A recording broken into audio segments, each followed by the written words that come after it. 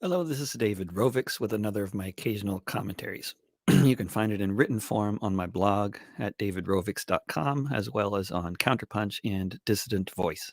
You can find it in podcast form if you look up This Week with David Rovix wherever you get your podcasts. Escalation in Portland. 2 nights ago, a man was shot to death near the Justice Center in downtown Portland, where protests have been taking place every night for over 3 months. Details are still coming in, but it appears the deceased was a heavily armed member of the far right. Another member of the far right was just arrested yesterday morning in the working class Portland suburb of Milwaukee. He was arrested for having fired into a crowd the day before with live ammunition, apparently, in a separate incident from the killing at the Justice Center. For those of you who might just be tuning in here, I'll try to set the stage. Prior to Trump, prior to the pandemic, Portland was a city experiencing multiple crises, as with many other cities across the country, but perhaps more so. Between the last two censuses, Portland lost more than half of its black population due to gentrification, a phenomenon known to many as ethnic cleansing. During that time, Portland also achieved number one status in the nation in terms of the numbers of black people killed by the police per capita. Portland also achieved the status as the most rent-burdened city in the country, as determined by the cost of rent relative to the average income of renters in the city. For many comfortable homeowners living in the hills west of downtown and shopping in the malls of Beaverton, the reality that they were living in a city that was experiencing multiple acute crises may have passed them by. We live in a very divided city in so many ways. Just take a day-long walk down Burnside Boulevard from the hills west of downtown to the desolate trailers in the outer east side, and you'll get the picture of the class structure of the society. Prior to Trump, prior to the pandemic, groups like Don't Shoot PDX and a multiplicity of other networks focused on police brutality, institutional racism, gentrification, and the unaffordability of housing for most black and working class people were active on the streets, online, and in electoral politics. While the state government is dominated by the interests of big landlords like the Democratic Party everywhere, in local government and on the municipal and county levels, increasing numbers of solidly progressive people have been getting in the city council, as well as among elected officials in the judicial branch, such as the district attorney, who just dropped the charges of so many protesters who have been arrested over the past months. Long prior to Trump, Portland was a hotbed of conflict between fascists and anti fascists, between militant believers in white supremacy and militant anti racists. As with cities like Minneapolis, there is a lot of history to this conflict. The streets of Portland, as with the streets of Minneapolis and other cities, were contested ground. Oregon was founded as a white homeland, and Portland was a national home to organized racism for a long time, until relatively recently, and the supporters of these groups have not all moved to Idaho. The combination of Trump's election and the social forces he continually strives to unleash, the pandemic, the growing numbers of blatantly racist police murders across the country, the economic crash, the apparent withdrawal of any more real help from the federal government, and the complete incompetence and/or captured by the landlord's nature of the state authorities in Oregon and elsewhere, have altogether created a massive powder keg. Add to that a tremendous increase in gun sales over the past several months across the country, very much including in Oregon. Add to that wannabe vigilantes speaking at the Republican National Convention and real vigilantes in Wisconsin being praised by the president with the blood still fresh on the streets of Kenosha.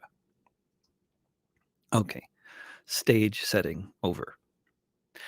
It's always been mythology that in the USA, the First Amendment gives people the right to peacefully protest. It's always been mythology that when people commit acts of civil disobedience, such as marching or sitting down in the street, that they will be generally gingerly carried off with one cop taking each limb, transporting the arrested to an awaiting vehicle, and carefully placing them inside it. It's always been mythology that when there are two opposing groups of protesters, the police are there to act as a neutral party to keep them from hurting each other. Under certain circumstances, peaceful protests go off without a hitch, police escort marchers in the street, and they keep protesters from killing each other. But there's nothing predictable about any of those things going that way. In fact, most often, they don't go like that at all in Portland or in most U.S. cities.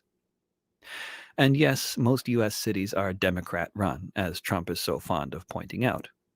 There are reasons for that. Unfortunately, these Democrats, like their Republican counterparts, are largely also wealthy landowners such as Mayor Ted Wheeler and or politicians paid off by corporations, incapable of doing anything more than mouthing progressive slogans while they screw the entire working class over and over again with their actual actions. And what is especially telling is that in these progressive hotbeds, the police forces are full of unaccountable human rights abusers and members of the far right, and most of each city's budgets goes to them every year. And despite the fact that these police departments are constantly losing lawsuits brought against them by the citizens they kill and maim, their killer cops not only almost never go to prison, but they almost all keep their six-figure jobs as our armed protectors. While it is mythology that there's anything like a set of rules to adhere to for proper protesting etiquette, to avoid getting attacked by police or fascists, for example, or to get positive media coverage, or any media coverage at all, it is true that there are general tendencies in a given country at a given historical moment in terms of how things will go the vast majority of the time. And to the extent that it was generally the case that you didn't used to have to worry about people shooting at each other with live ammunition at protest rallies in front of a federal courthouse in the center of a city in this country a few years ago, this expectation is increasingly not valid. Whoever shot the heavily armed member of the far right downtown last night, or 2 nights ago, the context was that other members of the far right were spraying crowds with gunfire. A massacre of protesters had just been committed in Wisconsin by a member of the far right, and hundreds of beefy white people with big flags throughout downtown Portland were involved with vehicular assaults on pedestrians and other vehicles, and lots of people were spraying each other with bear mace, hitting and kicking each other.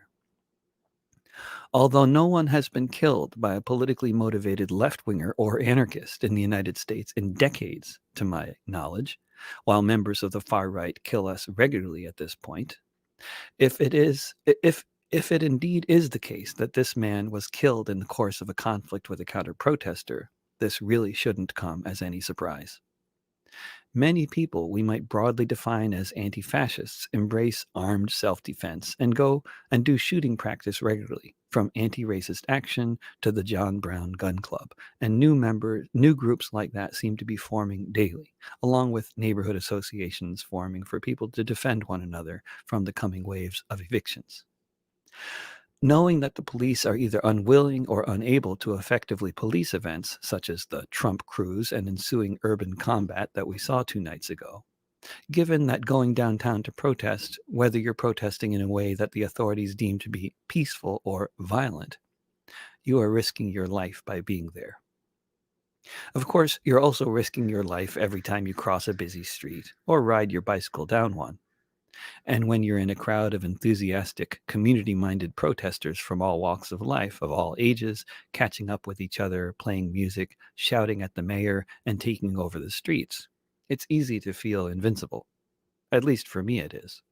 It's easy to rationalize away fear, and perhaps for some of us more than for others, easy to feel like these bad things can't possibly happen to me. But if they happen more and more often, people start to change their orientation. Standing on the precipice we're all standing on right now here in the USA, my mind delivers me historical parallels as a sort of desperate measure, trying to make sense of it all. I'm not sure how relevant any of them are, but any of them might be. There are too many different factors that go into creating the future. But at least in retrospect, some things seem clear. Retrospect is good like that. The massacres at Kent State and Jackson State, along with so many more killings by the authorities of black radicals especially, in no small part gave rise to networks such as the short-lived Black Liberation Army and the Weathermen. Developments like these tend to reinforce the maxim that violence is made inevitable through the suppression of more peaceful means. Similarly, In Northern Ireland, there was a civil rights movement that sought equality for the oppressed Catholic minority in the occupied 6 counties. The movement was consciously modeled after the civil rights movement in the US. Like its counterpart in the US, it was met with tremendous violence, which ultimately took the forms of racist pogroms in 1969, the burning of hundreds of homes by anti Catholic mobs, a massive propaganda campaign of fake news brought on by the authorities, vilifying the largely Catholic movement, and ultimately a massacre of movement organizers by British troops. All of these events of 1969 and 1970 ultimately led people to conclude that peaceful marches were not working if they would just end in massacres. And this understanding gave rise to the armed resistance movement that followed, which in turn gave rise to a conflict that took the lives of thousands of people over the following quarter century. There are those examples of fires being fueled by the authorities. Then there are other examples when governments with intelligent leaders who know they're in a race against time act decisively.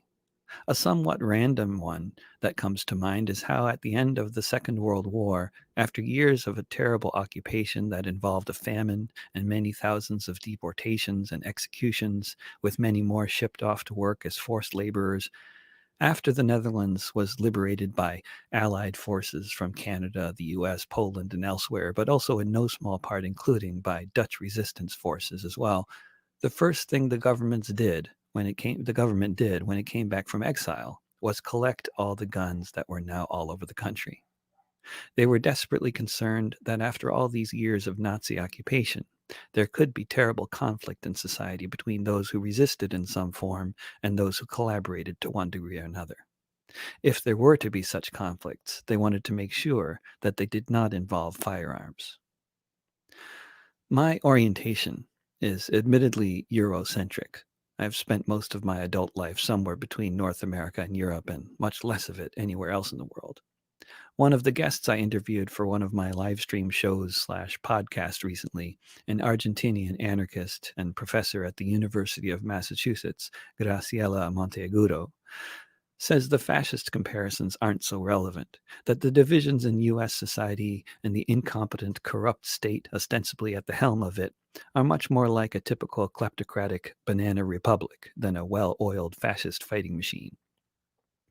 Either way, if there is a point at which we realize we are taking our lives in our hands by just going downtown and marching in the streets, this might be it. What comes next, I don't know that anybody knows. I sure don't. I only know a little, mostly about what has happened before. The time and place we're in now is not like those other times and places, however.